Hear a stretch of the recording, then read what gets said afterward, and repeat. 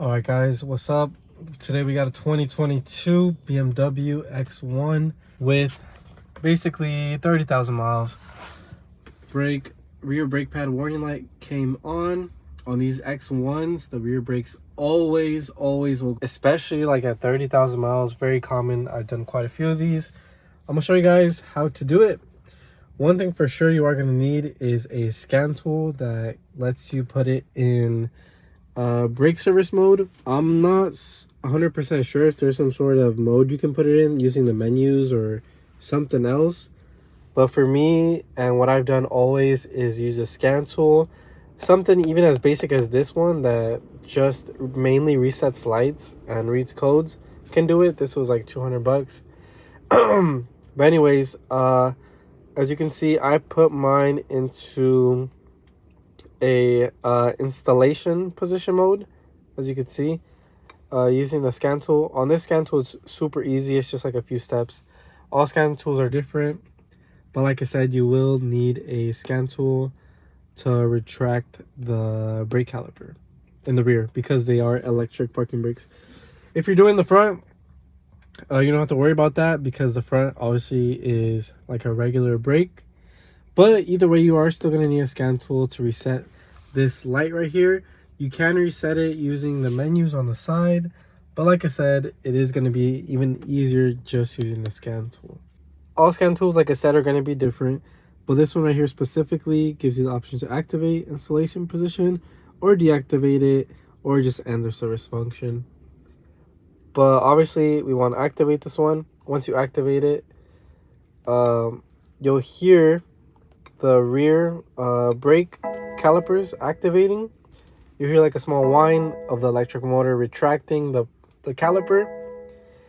You, like I said, you have to do this or else you will not be able to compress that caliper and you will mess up the motor, especially on this BMW. So once you do that, it gives you all these warnings and stuff like that, but that's okay because it is in the service mode. And then you're pretty much done. Leave it as is. You can turn the ignition off. Just do not touch the parking brake. And once you're done doing the brakes, well, which I'm about to show you right now, then you can come back here and deactivate it. But let's go take off the wheel and do the brakes. All right, so here we go. We're gonna first remove the retaining clip that holds down the brake caliper. Then we're gonna compress the brake caliper. I'm using the screwdriver method, which you just stuff a screwdriver in there and pry on it, and it basically compresses the caliper without having to remove it, and I feel like it's very easy and saves a lot of time. You can use a specific tool to compress the brake caliper, but this is what I did. Then get yourself a 7mm Allen, and that way you can loosen up the rear bolts in the back. They're basically like the slide pins. I'm using, electric tools, but you can use, a regular ratchet, but they're not that tight, and you also shouldn't make them that tight when you put them back on. But remove the brake caliper. There come out the brake pads. Pretty basic and simple. Brake pads are out. And then for the rotor, we're not replacing the rotor because the customer wanted it cheap out, but usually you want to clean these up, which I did. I put a wire brush to them and then brake clean. And then usually you do have to remove the rear bracket or the whole caliper bracket. But for these BMWs, all you have to do is remove this bolt right here, this little Allen. And then the rotor can basically slide out because it doesn't have any wheel studs. And then once you do that, you can put your new brake pads on. Like I said, you could remove the rotor, replace that, but we're not doing that today. The one without the spring on it goes on the outside, and then the one with the spring on the brake pad goes on the inside. Then just put your brake pad back together, tighten them down. As you'll see, I run them down with the electric ratchet, and then once they are tight, I give them a good quarter of a turn, just snug, nothing too crazy. And then we put the retaining clip on. That one takes a bit of pressure, so you might have to really put some force into that. But then we move on to the other side where we work on the brake sensor. You have to replace this or else your light will remain on. It just pulls out like this, and then you follow it up to the inner fender well. It's where it goes connected to a connector. Just remove it and you can easily unplug it. Here is the new one. They're pretty cheap. You have to replace them. But like I said, press the tab, pull it down, and that's out. And you just reverse the procedure to put it on.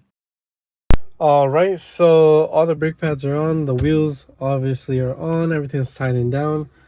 We go here to your scan tool and just deactivate installation mode. That way the computer or the car knows that we are no longer working on the brakes. Turn ignition off to reset real quick. And make sure to pump the brakes because they are going to be a little squishy because we pushed the calipers in. So pump the brakes a good 10 times. Engage parking brake. You should hear the motor in the back start to engage. So now the brake is working good as it should. And then all the warning lights went away. Only one still left is the rear brake pads are due light, which we will also reset using the scan tool. Like I said, you do need a scan tool. And like you could use this to toggle it and make it go into a certain menu, but with this or just a scan tool in general, it's a lot easier. Here, maintenance reset, we go into that, and then since we're already in the brake system reset, we go into right here, service reset, and I think it should show the brakes right here.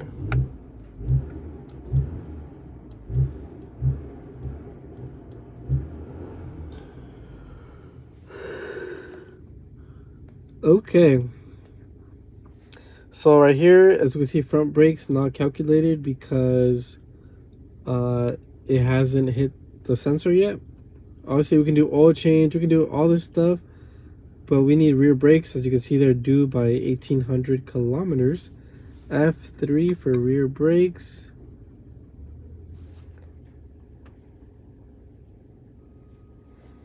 Whatever, more than 80% reset anyways. Yes, because we switched the sensor and we switched the brake pads, so we want to reset that.